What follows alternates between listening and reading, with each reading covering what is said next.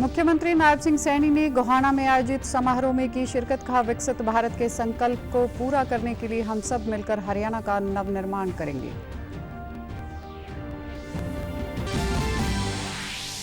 केंद्रीय मंत्री मनोहर लाल ने कहा, पिछले 10 वर्षों में हरियाणा ने विकास के नए आयाम किए स्थापित। बिना पर्ची व खर्ची के नौकरी पाने वाले युवाओं ने भाजपा पर फिर जताया भरोसा।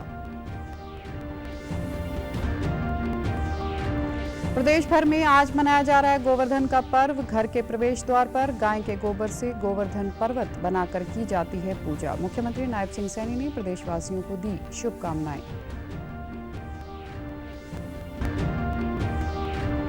और भिवानी में 4 से 14 नवंबर तक आयोजित होगी अग्निवीरों की भर्ती। महेंद्रगढ़, रेवाड़ी, चरखी दादरी और भिवानी जिलों के अभ्यर्थी लेंगे हिस्सा। भिवानी एसडीएम ने युवाओं से बिचौलियों से सावधान रहने की अपील की। नमस्कार, मैं हूं आरजू। अब समाचार विस्तार से। मुख्यमंत्री नायब सिंह सैनी ने कहा कि क्रांतिकारी वीरों के सपनों का भारत बनाने की दिशा में प्रधानमंत्री नरेंद्र मोदी के वर्ष 2047 तक विकसित भारत के संकल्प को पूरा करने के लिए हम सब मिलकर हरियाणा का नवनिर्माण करेंगे। उन्होंने कल गोहाना में आयोजित एक समारोह को संबोधित करते हुए उपस्थित जनों व प्रदेशवासियों को भगवान विश्वकर्मा जयंती, हरियाणा दिवस, दीपावली, भैया दूज व गो अष्टमी की शुभकामनाएं दी। मुख्यमंत्री ने कहा कि हरियाणा में लगातार तीसरी बार बनी भाजपा सरकार नागरिकों की उम्मीदों और आकांक्षाओं पर खरा उतरने के लिए तेजी से काम करेगी। उन्होंने कहा कि अधिकारियों को संकल्प पत्र के अनुरूप योजनाओं को गति देने के निर्देश दिए जा चुके हैं। विकास के विभिन्न पड़ाव पार करते हुए हरियाणा 58 साल का हो चुका है। इसके लिए सभी वर्ग बधाई के पात्र हैं। बहुत बधाई और शुभकामनाएं देता हूं। आज हमारा हरियाणा विकास के विभिन्न पड़ावों को आगे बढ़ता हुआ आज 58 वर्ष का हुआ है। मैं हरियाणा दिवस के इस अवसर के ऊपर पूरे हरियाणा प्रदेशवासियों को बहुत बहुत बधाई और शुभकामनाएं देता हूं। भाइयों, गति से काम करना है। आदरणीय मोदी जी के नेतृत्व के अंदर यह हमारा हरियाणा विकसित हरियाणा बनेगा। पिछले 10 वर्षों में आदरणीय मनोहर लाल जी ने जिस प्रकार का सिस्टम मजबूत खड़ा किया है, भाइयों, उसको आगे बढ़ाते हुए हरियाणा के अंदर बिना भाइयों किसी अवरुद्ध के हरियाणा प्रदेश को तीव्र गति से आगे बढ़ाने का काम यह हमारी डबल इंजन की सरकार करेगी। मुख्यमंत्री ने कहा कि कार्यकर्ताओं और मतदाताओं ने भाजपा पर अपने विश्वास को मजबूत करते हुए ऐतिहासिक जीत दर्ज करने में अहम भूमिका निभाई है।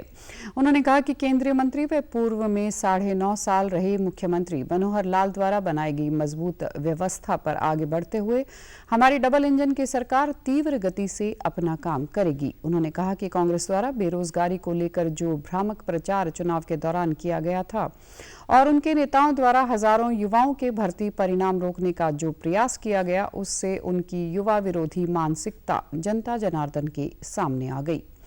हमारे कार्यकर्ताओं ने आम आदमी को यह एहसास दिलाने का काम किया कि बिना पर्ची व खर्ची के युवाओं के उज्जवल भविष्य को भाजपा ही सुरक्षित कर सकती है और जनता विशेषकर युवाओं ने साथ देकर हमारी सरकार पर भरोसा जताया है।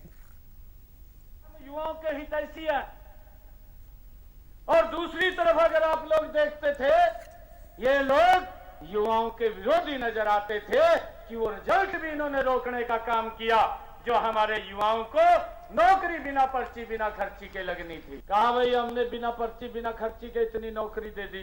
भारतीय जनता पार्टी एक बहुत बड़े मैंडेट के साथ तीसरी बार सरकार बनी और भाइयों शब्दवाद में ली।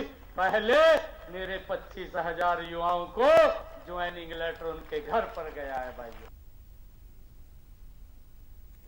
केंद्रीय मंत्री मनोहर लाल कल करनाल के अनमोल गार्डन में भाजपा के दीपावली मिलन व अभिनंदन समारोह में पहुंचे। इस दौरान उन्होंने तीसरी बार भाजपा की सरकार बनने पर सभी कार्यकर्ताओं व आमजन का धन्यवाद किया। प्रदेशवासियों को हरियाणा दिवस की शुभकामनाएं देते हुए उन्होंने कहा कि पिछले वर्षों में हरियाणा ने विकास के नए आयाम स्थापित किए और हर क्षेत्र में आगे बढ़ा है। उन्होंने कहा कि भाजपा के पिछले 10 साल के कार्यकाल में बिना पर्ची व खर्ची के जो लोग सरकारी नौकरी में चुने गए, उन्होंने हमें अपना माना और तीसरी बार भाजपा की सरकार बनी।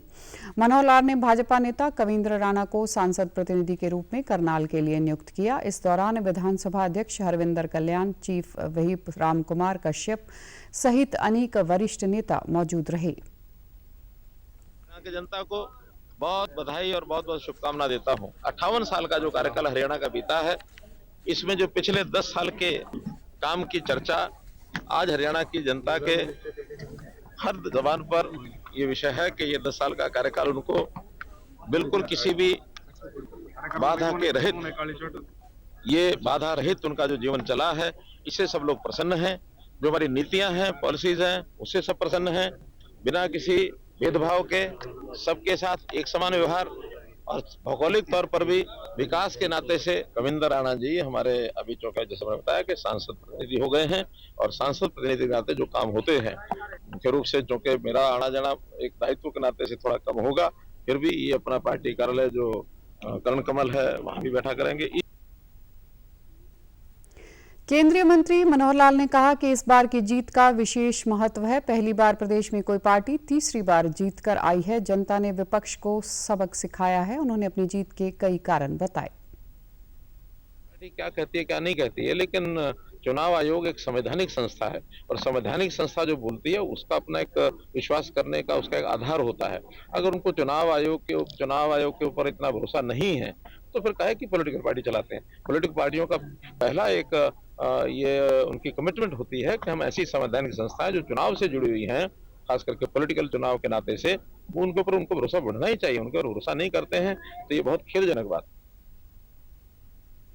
आज प्रदेश भर में गोवर्धन पूजा मनाई जा रही है। सदियों से दिवाली के अगले दिन गोवर्धन पूजा मनाने की परंपरा रही है। यह भगवान कृष्ण की वर्षा के देवता इंद्र पर विजय के उपलक्ष्य में मनाया जाता है। एक अनुष्ठान के रूप में घर के प्रवेश द्वार के बाहर गाय के गोबर से गोवर्धन पर्वत बनाया जाता है और लोग इस दिन गायों की पूजा करते हैं। इस दिन को अन्नकूट के रूप में भी मनाया जाता है और इस शुभ दिन पर भगत विशेष पूजा करते हैं। मुख्यमंत्री नायब सिंह सैनी ने प्रदेशवासियों को गोवर्धन पूजा की शुभकामनाएं देते हुए कहा कि आप सब पर प्रभु की कृपा हमेशा बनी रहे। इसी कड़ी में पलवल में स्वर्णकार सभा द्वारा गोवर्धन का पर्व हर्षोल्लास के साथ मनाया गया और अन्नकूट का प्रसाद वितरित किया गया। सभा के प्रधान जुगल किशोर वर्मा ने बताया कि गोवर्धन पूजा के दिन गोवर्धन पर्वत भगवान श्री कृष्ण और गौ माता की पूजा की जाती है। इस दिन लोग घर के आंगन में या घर के बाहर गाय के गोबर से गोवर्धन पर्वत की आकृति बनाते हैं और पूजा करते हैं। साथ ही इस दिन भगवान श्री कृष्ण को विभिन्न प्रकार के व्यंजनों का भोग लगाया जाता है। भगवान श्री कृष्ण ने इंद्र का जो घमंड चूर किया था, गोवर्धन पर्वत उठा करके सब भाई लोगों को, बड़े छोटों को संग लगाया और कन्न की उंगली पे के भाई छोटों का इतना सहयोग है, सब जो विपदाएं हैं सब हल हो जाती हैं। तो उसके उपलक्ष्य में नया अन्न, चावल जो पौष्टिक है, सब सब्जी इस वक्त बढ़िया उत्पन्न होती है, वो सब्जी मिक्स। और आज का जो गोवर्धन प्रसाद वितरण का जो महत्व है, भगवान श्री कृष्ण ने गोवर्धन पर्वत को 7 दिन अपनी कन्न की उंगली पर उठा के रखा था और जब वो 7 दिन तक भूखे रहे थे तो जो वहाँ के सखा थे, जो निवासी थे और जितने भी गोकुलवासी थे, सारे के सारे ब्रजवासी थे, वो सारे के सारे कृष्ण जी के साथ ही 7 दिन भूखे रहे। उसी उपलक्ष्य में है ये जो प्रसाद का वितरण होता है। और दूसरा ये कि नई फसल किसान की उठती है, बाजरे की फसल होती है, मंडी में आती है, जिसका कार्तिक मास का जब आवागमन होता है तो हल्की ठंड का भी अनुभव होता है। सभी लोग बड़े उल्लास के साथ, मन के साथ, बड़े प्रेम भाव के साथ प्रसाद पा रहे हैं। सुबह से लोगों की लाइन लगी हुई है। बच्चे, बूढ़े, स्त्रियां और सभी बुजुर्ग लोग अपना अपना आशीर्वाद देने और अपना नूट का प्रसाद लेने के लिए आ रहे हैं। सभी अपने अपना योगदान दे रहे हैं, काम कर रहे हैं, मेहनत कर रहे हैं जी, लोगों को प्रसाद पवा रहे हैं। उधर सोनीपत में भी गोवर्धन का पर्व धूमधाम से मनाया गया। लोगों ने मंदिर व घरों में गोबर से गोवर्धन पर्वत का चित्र बनाकर गोवर्धन भगवान की पूजा अर्चना की और भगवान श्री कृष्ण की स्तुति की। शहर की महावीर कॉलोनी स्थित सिद्धपीठ श्री लक्ष्मी नारायण बालाजी मंदिर में गोवर्धन पूजा महोत्सव एवं अन्नकूट प्रसाद के रूप में भंडारे का आयोजन किया गया, जिसमें श्रद्धालुओं ने बड़ी संख्या में भाग लिया। आज गोवर्धन महाराज का जो त्यौहार मनाया जाता है, वो त्यौहार इसलिए मनाया जाता है क्योंकि गोवर्धन महाराज यानी कृष्ण जी महाराज, गोवर्धन एक पर्वत था जो गोवर्धन को एक चित्ती उंगली पर इंद्र महाराज का घमंड तोड़ने के लिए, क्योंकि इंद्र महाराज के गोवर्धन में उन श्रद्धालुओं को, धर्म प्रेमियों को इतना परेशान किया था, मतलब 10 दिन तक बारिश होती रही, सारा ये गोवर्धन का जो था सारा डूब गया, सारे उसके नीचे पर्वत के नीचे इकट्ठे रहे।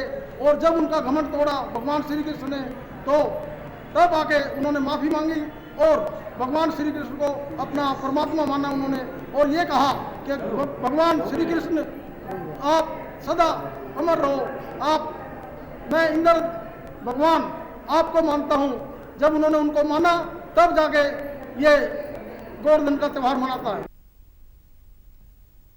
वहीं लोगों ने कहा कि हिंदू धर्म में गोवर्धन पूजा का विशेष महत्व है। इस दिन भगवान श्री कृष्ण व गाय की पूजा की जाती है।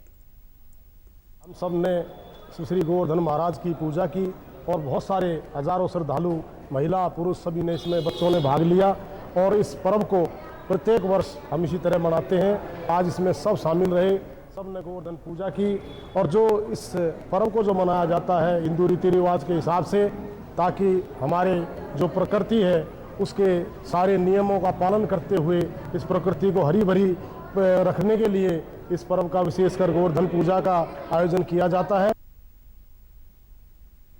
प्रदेश सामाजिक न्याय व अधिकारिता मंत्री कृष्ण कुमार बेदी ने नरवाना में भगवान विश्वकर्मा की जयंती पर आयोजित कार्यक्रम में शिरकत की। इस दौरान उन्होंने कहा कि विश्व की रचना, सुंदरता, अद्भुत चित्रकारी एवं आधुनिक शिल्पकारी भगवान विश्वकर्मा की देन है। भगवान विश्वकर्मा को सृष्टि का प्रथम इंजीनियर और वास्तुकार भी माना गया है और हस्तशिला व शिल्पकार से जुड़े लोग भगवान विश्वकर्मा को अपना उच्च आदर्श मानकर निरंतर संसार को नई आधुनिकता व खूबसूरती दे रहे हैं। उन्होंने विश्वकर्मा धर्मशाला के लिए 11 लाख रुपए की लागत से 20 केवी का सोलर प्लांट सिस्टम लगाने की घोषणा की। साथ ही धर्मशाला में ई-लाइब्रेरी खोलने की भी घोषणा की। कैबिनेट मंत्री ने आगे कहा कि मौजूदा राज्य सरकार अपने जन कल्याणकारी एवं अंत्योदय कल्याण की योजनाओं के परिणाम स्वरूप ही तीसरी बार सत्ता में आई है। उन्होंने कहा कि गरीब, पिछड़ा एवं अति पिछड़ा के जीवन स्तर में आमूलचल परिवर्तन लाना और उनका विकास करना राज्य सरकार की सर्वोच्च प्राथमिकता है, जिस पर निरंतर कार्य हो रहा है। सरसा में जाओ तो देवीलाल के नाम पर यूनिवर्सिटी एक बागोती बना ली थी लोगों ने। अरे मनोहर जी की सरकार आई, 71 के अंदर यूनिवर्सिटी बना दी भगवान वाल्मीकि संस्कृत विश्वविद्यालय। पलवल में यूनिवर्सिटी बना दिया और उसका नाम रख दिया विश्वकर्मा कौशल विश्वविद्यालय। फतेहाबाद के अंदर मेडिकल कॉलेज बनाया, उसका नाम रख दिया संत शिरोमणि रविदास जी महाराज के नाम। धनौरी के अंदर कॉलेज बना दिया, नाम रख दिया धन्नापुर महिला कॉलेज। और मित्रों, बाबा बंदा सिंह बहादुर के नाम पर यूनिवर्सिटी, गुरु नानक देव के नाम पर यूनिवर्सिटी, गुरु गोविंद सिंह के नाम पर यूनिवर्सिटी। और ये देखो, ये माँ बाप तक नहीं जावे थे, अब उसका नाम राजीव गांधी एयरपोर्ट पर चढ़ा, इंदिरा गांधी एयरपोर्ट पर उतर जाते। वाल्मीकि का बड़ी चर्चा है। तत्पश्चात उन्होंने धमतान साहिब में आयोजित विश्वकर्मा जयंती समारोह में कैबिनेट मंत्री ने बतौर मुख्य अतिथि शिरकत की और 5,51,000 रुपए की राशि देने की भी घोषणा की। भिवानी के भीम स्टेडियम में 4 से 14 नवंबर तक आयोजित होने वाली अग्निवीर भर्ती रैली के लिए तमाम व्यवस्थाएं पूरी कर ली गई हैं। बता दें कि ऑनलाइन परीक्षा पास उम्मीदवारों को फिजिकल टेस्ट के लिए एडमिट कार्ड जारी किए गए हैं। अभ्यर्थियों को अग्निवीर बनने के लिए 1600 मीटर की दौड़ में तिथिवार अलग अलग श्रेणी के अभ्यर्थी भर्ती रैली में भाग लेंगे।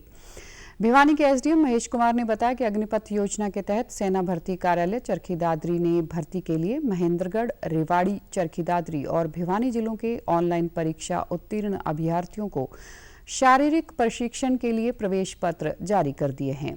उन्होंने कहा कि जिन अभ्यर्थियों का एडमिट कार्ड डाउनलोड नहीं हुआ है तो वे भर्ती कार्यालय चरखी दादरी से संपर्क करें। उन्होंने कहा कि युवाओं को भर्ती रैली के दौरान बिचौलियों से सावधान रहने की जरूरत है। यह सेना भर्ती निःशुल्क है और पूरी प्रक्रिया पूर्णतः पारदर्शी और काबिलियत पर होगी। 25 की बार हमारे भिवानी में जो भीम स्टेडियम है वहाँ पे ऑर्गेनाइज की जाएगी और इसमें हमारे जो 4 डिस्ट्रिक्ट के जो पार्टिसिपेंट रहेंगे, जिसमें भिवानी, चरखी दादरी, महेंद्रगढ़ और रेवाड़ी के हैं। तो जो एक्सपेक्टेड जो फुटफॉल हमारा चारों डिस्ट्रिक्ट से रहेगा वो 6289 है, जिनमें से हमारे लगभग 1500 अभ्यर्थी जो हैं वो कैंडिडेट हमारे प्रतिदिन इसमें आएगा। जो जितने भी अभ्यर्थी हमारे रहेंगे उनके लिए जो रोडवेज की बस की व्यवस्था हमने कराई गई है रेलवे स्टेशन से और बस स्टैंड से, ताकि भीम स्टेडियम में उनको तयशुदा समय में आने में कोई परेशानी का सामना ना पड़े। और उसके बाद उनको जाने के लिए भी हमने व्यवस्था कर रखी है। इसके अतिरिक्त जो हमारे जो सिक्योरिटी पैरामीटर्स हैं उसके लिए भी हमने नोडल ऑफिसर्स डिप्यूट किए हैं हमारे द्वारा, जिसमें कि डीएसपी रैंक का ऑफिसर उसमें रहेगा और इसकी प्रॉपर बैरिकेडिंग की है, आपकी जलपान की व्यवस्था है। जो हमारे उम्मीदवार होंगे, साथी होंगे, बच्चे जो भर्ती के लिए आए हुए हैं। भिवानी के एसडीएम ने बताया कि भर्ती रैली में 4 नवंबर को अग्निवीर टेक्निकल, 5 नवंबर को अग्निवीर ओए एसकेटी और अग्निवीर ट्रेड्समैन, 6 से 11 नवंबर तक को अग्निवीर जनरल ड्यूटी के अभ्यर्थी भाग लेंगे। उन्होंने कहा कि फिजिकल टेस्ट करने वाले अभ्यर्थियों का अगले दिन मेडिकल टेस्ट होगा। महर्षि दयानंद विश्वविद्यालय रोहतक में कल हरियाणा दिवस के मौके पर फैकल्टी क्लब में सांस्कृतिक कार्यक्रम प्रस्तुत किए गए। इस अवसर पर भारतीय पुनर्वास परिषद की अध्यक्ष डॉक्टर शरणजीत कौर ने मुख्य अतिथि के तौर पर शिरकत की, जबकि विश्वविद्यालय के कुलपति प्रोफेसर राजवीर सिंह ने अध्यक्षता की। समाजसेवी राजेश जैन विशेष अतिथि के तौर पर मौजूद रहे। समारोह के दौरान अपने संबोधन में विश्वविद्यालय के कुलपति प्रोफेसर राजवीर सिंह ने हरियाणा प्रदेश की विकास यात्रा पर प्रकाश डाला। उन्होंने कहा कि पिछले 58 साल में हरियाणा प्रदेश ने हर क्षेत्र में खूब तरक्की की। मौजूदा समय में खाद्यान्न के मामले में हरियाणा का विशेष योगदान है। वहीं हरियाणा ने औद्योगिक प्रगति भी की है। मौजूदा प्रदेश सरकार हर जिले में मेडिकल कॉलेज का निर्माण कर रही है। पॉलिटिकल और एग्जीक्यूटिव जो थे उन्होंने काफी मेहनत की और दूरदर्शिता के साथ काम किया। पानी के साधन भी हुए, सड़कों का जाल भी बिछा, बिजली तो पूरे देश में पहला प्रांत बना कि जिसके हर गांव में बिजली पहुंची। और आज वही प्रदेश जो है 50-60 साल के अंदर जो है देश का सिरमौर बना हुआ है। भारतीय पुनर्वास परिषद के अध्यक्ष डॉक्टर शरणजीत कौर व समाजसेवी राजेश जैन भी हरियाणा की विकास यात्रा का खास तौर पर जिक्र अपने संबोधन में किया। हम यहाँ से चले जाएं और आप 1 नवंबर को हमें ना बुलाएं तो हम ये सोचेंगे कि आपके जहन में हम कितनी जगह बना पाए, आपके दिल में हम कहाँ रहते हैं। ऐसे ही प्यार बना रहे और आपका प्यार लेके हम जहाँ भी रहें आपके साथ रहें और इसी तरह स्टेट और देश की तरक्की में आप सबका सहयोग जो हुआ है और आगे और बहुत कुछ करना है। My first country after when I went to engineering was Taiwan. और ताइवान का जो पॉपुलेशन का जो साइज है it is almost equivalent to Haryana. तो एक बार पिछले खट्टर साहब चीफ मिनिस्टर हम अमेरिका गए थे तो तब मैं उनको बात का इसका कंपैरिजन देता था। और ताइवान की आज जो जीडीपी है $850 मिलियन है, हमारी हरियाणा की 150 है। But the way Haryana is now progressing, and I think in the next 10 years, and with the new leadership that we have tremendous opportunity. Rail मंत्री अश्विनी वैष्णव ने कल शाम नई दिल्ली रेलवे स्टेशन का दौरा किया, जहां उन्होंने त्योहारों पर यात्रियों के लिए की गई विशेष सुविधाओं और व्यवस्थाओं की समीक्षा की। रेल मंत्री ने स्टेशन पर रेलगाड़ियों की प्रतीक्षा कर रहे यात्रियों से बातचीत भी की। उन्होंने रेलवे सुरक्षा बल और रेल अधिकारियों द्वारा यात्रियों की सुविधाओं के लिए की गई व्यवस्थाओं पर संतोष व्यक्त किया। पत्रकारों से बातचीत में उन्होंने समुचित व्यवस्थाओं के लिए अधिकारियों की सराहना की। साथ ही उन्होंने रेलवे स्टेशन पर व्यवस्था बनाए रखने में सहयोग करने के लिए यात्रियों की भी प्रशंसा की। उन्होंने बताया कि पिछले वर्ष रेलवे ने दीपावली और छठ के अवसर पर 4,500 विशेष रेलगाड़ियां चलाई थी, जबकि इस वर्ष 7,435 विशेष रेलगाड़ियां चलाई जा रही हैं। रेल मंत्री ने कहा कि 31 अक्टूबर तक इन रेलगाड़ियों से यात्रा करने वालों की संख्या 51 लाख हो गई है। एरिया हो, चाहे बेंगलुरु एरिया हो, हैदराबाद एरिया हो, चेन्नई एरिया हो, सूरत एरिया हो, अच्छी एलैबोरेट व्यवस्था की गई है। सूरत में तो एक एक दिन में 30,000 35,000 पैसेंजर्स को भी ट्रैवल करने की व्यवस्था की गई है। तो 7,435 और इसके अलावा भी अगर ज़रूरत पड़ी तो 150 और अधिक स्पेशल चलाने की व्यवस्था है। 51 lakh people have travelled by the special trains, यानी एक सब्सटेंशियल नंबर में लोगों को ये सुविधा मिली है। भारतीय रेलवे ने त्योहारों के मद्देनजर कई स्पेशल ट्रेन की शुरुआत की है, जिनमें रोहतक मदार एक्सप्रेस स्पेशल ट्रेन भी शामिल है। इस विशेष ट्रेन का राजस्थान के खाटू श्याम मंदिर जाने वाले यात्रियों को भी फायदा होगा। यह स्पेशल ट्रेन रास्ते में रिंग्स स्टेशन पर भी रुकेगी, जहां से खाटू मंदिर की दूरी करीब सिर्फ 25 किलोमीटर है। रोहतक मदार एक्सप्रेस स्पेशल ट्रेन कल दोपहर 1:20 पर रोहतक रेलवे स्टेशन से रवाना हुई। इसमें से ज्यादातर यात्री रिंग्स रेलवे पर उतरेंगे, जहां से वे राजस्थान के खाटू श्याम मंदिर जाएंगे। यह स्पेशल ट्रेन रोहतक से झज्जर, रेवाड़ी, नारनौल, रिंग्स, फुलेरा, किशनगढ़ होते हुए राजस्थान के मदार पहुंचेगी। यात्रा कर रहे लोगों ने केंद्र सरकार का आभार जताते हुए कहा कि यह रेलवे व सरकार का सराहनीय कदम है। भविष्य में ऐसी विशेष ट्रेन और भी चलानी चाहिए ताकि यात्रियों को परेशानी न हो। बहुत अच्छा किया रेलवे ने ये। पहले लोगों को परेशानी होती थी, रेवाड़ी जाते वहां से फिर चेंज करनी पड़ती थी, अब यहाँ से सीधी चला दी तो उसमें तो बहुत सुविधा है। लोग हम रिंगस आएंगे, आगे खाटू श्याम जाएंगे। मैं आज खाटू श्याम के लिए जा रहा हूँ और ये ट्रेन जो है रिंगस तक जाएगी। और जब से ये ट्रेन चली है, रोहतक से स्पेशल ट्रेन बोलते हैं इसको, स्पेशल ट्रेन चली है तो सभी खाटू श्याम के भक्तों ने सरकार का शुक्रिया किया है कि एक अच्छी सुविधा सरकार ने दी है ये भक्तों के लिए। बस उससे सफर करना अच्छी बात नहीं होती है, सूटेबल होता है ट्रेन में सफर करना, तो इसलिए हम लोग खाटू श्याम जा रहे हैं। सरकार को धन्यवाद दूंगी, अगर यहाँ से खाटू श्याम के लिए ट्रेन चलती है सर तो बहुत बहुत धन्यवाद उनका। जो ये ट्रेन चलाई है रेवाड़ी के लिए, ये बहुत ही अच्छी सुविधा है, यात्री सारे खुश है। ऐसी ट्रेन 1-2 और होनी चाहिए जो कि यात्री खुश रहे। सरकार से यही निमंत्रण है मेरा कि ट्रेन 1-2 और चलनी चाहिए रोहतक से। प्रदेश के परिवहन मंत्री अनिल विज ने कल अंबाला के लोगों को करीब 20 सालों के बाद हरियाणा दिवस के अवसर पर लोकल बस सेवा की सौगात दी। उन्होंने अंबाला छावनी से अंबाला सिटी के लिए चलने वाली 4 मिनी बसों को हरी झंडी दिखाकर रवाना किया। अनिल विज ने हरियाणा दिवस पर शहर के लोगों को लोकल बस सेवा की सुविधा दी गई है। उन्होंने कहा कि लोगों के सुझाव के बाद बस के रूटों में और सुधार लाया जाएगा। इस बस सेवा के शुरू होने से सालाना सफर करने वाले लोगों को करोड़ों रुपए का आर्थिक फायदा भी होगा। परिवहन विभाग द्वारा जनसुई हेड में 3 करोड़ की लागत से 6 नए बस स्टैंड का निर्माण किया जा रहा है। 22 करोड़ रुपए की लागत से अंबाला कार्यशाला व उपकेंद्र नारायणगढ़ में नए बस स्टैंड का निर्माण किया जाएगा। इतना ही नहीं, अंबाला शहर बस स्टैंड पर 1 करोड़ 45 लाख रुपए की लागत से ग्राउंड लेवल पार्किंग का निर्माण कार्य शुरू हो गया है।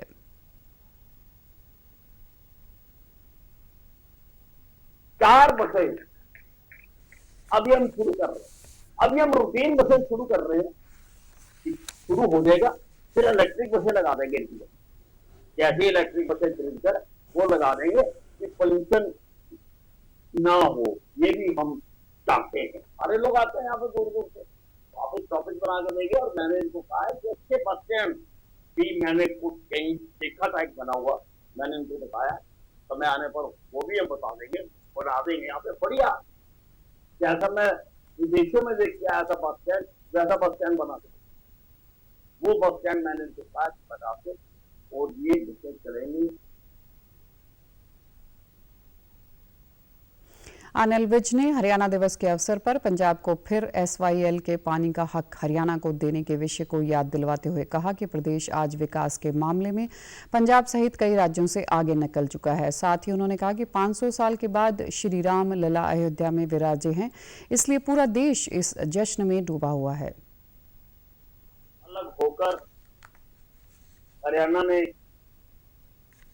बहुत तरक्की की, जो SYL का पानी हमें दिया गया था, जिससे हमारे खेतों में और अनाज पैदा होना था, जिससे हरियाणा के आखिरी सिरे तक फसलों ने लहलहाना था, वो पंजाब के अभी तक पानी ना देने के बावजूद भी हमारे मेहनत कर किसान ने दिन रात मेहनत की है और सेंट्रल पूल में आज सबसे बड़ा हिस्सा हरियाणा से अनाज का जाता है।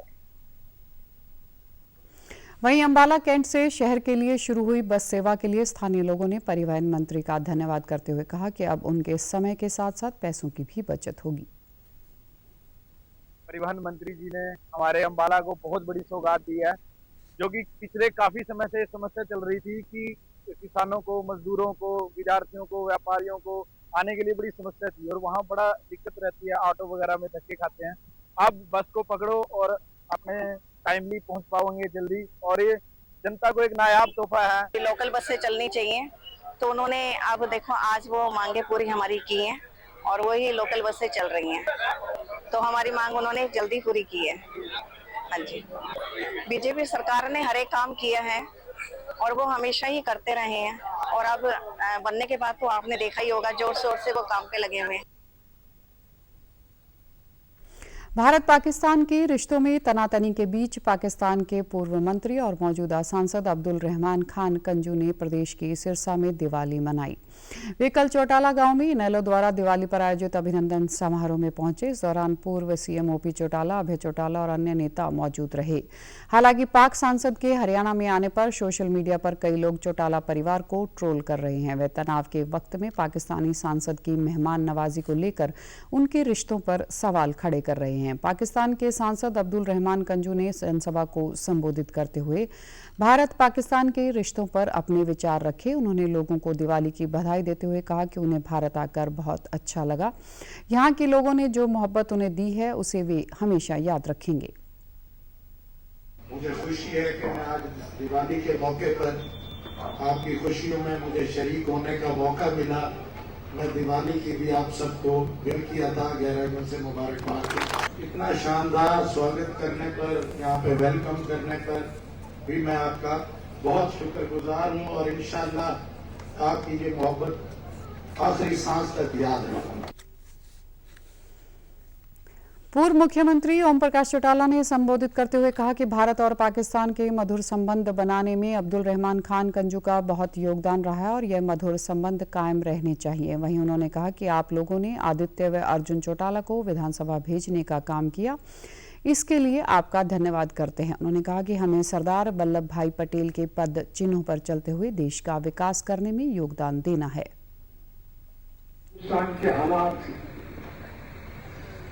साझेदार बनाने में अब्दुल रहमान खान जी का अहम रोल रहा और वो कायम रहना चाहिए। ये हमेशा से अल्लाह ताला से दुआ करते आपके सहयोग और समर्थन से हमें भाषण सुनने का, भाषण देने का बहुत मौका मिला। आप दोनों इन विधायकों को विधानसभा में भेजने में जो अहम रोल अदा किया, उसके लिए जिंदगी आपका शुक्रगुजार हूँ। आज आप मेरे सामने आए हो, गांव के अंदर भी ऐसे मौके पे आए हो जिस दिन को लोग बहुत उत्साह के साथ मनाने का काम करते हैं। दीपावली तो बहुत बड़ा हमारे लिए पर्व है, हिंदू धर्म में इससे बड़ा पर्व नहीं है कोई भी, और इस पर्व पे आप आए, इसके लिए आपका बहुत स्वागत है, बहुत अभिनंदन है। मुझे बहुत खुशी है। मैं गांव के लोगों का इस बात के लिए बहुत आभारी हूं कि इन्होंने आपका स्वागत किया। हरियाणा पुलिस की राज्य अपराध शाखा ने संगठित अपराध के एक ऐसे मामले को सुलझाने में सफलता हासिल की जिसमें आरोपियों द्वारा फर्जी कंपनियां बनाते हुए विदेशों में अवैध तरीके से काला धन भेजा जा रहा था। जांच में पाया गया कि आरोपियों द्वारा लगभग 700 करोड़ रुपए अवैध तरीके से विदेशी कंपनियों के खाते में भेजे जा चुके थे। इस मामले में अब तक 7 आरोपियों की गिरफ्तारी की जा चुकी है, जबकि 5 अन्य आरोपियों के खिलाफ न्यायालय में चार्जशीट दाखिल की गई है। हरियाणा पुलिस को इस बारे में 18 मार्च 2024 को एक शिकायत प्राप्त हुई थी। प्राप्त शिकायत का संज्ञान लेते हुए प्रदेश के पुलिस महानिदेशक के दिशा निर्देश अनुसार अतिरिक्त पुलिस महानिदेशक राज्य अपराध शाखा तथा पुलिस उपायुक्त गुरुग्राम नीतीश अग्रवाल की अध्यक्षता में विशेष अनुसंधान टीम गठित की गई। जांच के दौरान पाया गया कि आरोपीगण संगठित होकर डमी डायरेक्टर्स के नाम कंपनियां रजिस्टर्ड करवाते थे। इन कंपनियों के डायरेक्टर के बैंक अकाउंट बैंक कर्मियों से सांठगांठ करके व्यक्तिगत तथा EKYC के माध्यम से खुलवाए जाते थे और उन अकाउंट के ATM card, net banking, password, registered mobile SIM अपने पास रखकर उन अकाउंट्स को खुद ऑपरेट करते थे। डमी डायरेक्टर्स के नाम से फर्जी दस्तावेजों के आधार पर बनाई गई कंपनियों का विदेशी कंपनियों के साथ बिजनेस दिखाकर गुजरात तथा मुंबई के बंदरगाहों पर विदेश से माल मंगवाकर इसे आयात तथा निर्यात करते थे। इस दौरान इनवाइस बिल में सामान की कीमत को बाजार की कीमत से कई गुना ज्यादा दिखाकर भारतीय मुद्रा को विदेशों में भेजते थे और अवैध तौर पर प्रति डॉलर मोटा कमीशन वसूल करते थे। अनुसंधान में 3 आरोपी दिल्ली के रहने वाले हैं, जबकि अन्य देहरादून, झज्जर, सोनीपत तथा फरीदाबाद से हैं। मामले में 5 आरोपियों के खिलाफ न्यायालय में पूर्ण साक्ष्यों के आधार पर चार्जशीट दाखिल की गई है। अनुसंधान के दौरान आरोपियों से कंपनियों के फर्जी दस्तावेज, करीब 6 मोबाइल फोन, लैपटॉप, कंपनियों की मोहरें इत्यादि बरामद किए गए हैं। विशेष अनुसंधान टीम द्वारा उच्च अधिकारियों की देखरेख में गहनता से मामले की जांच की जा रही है।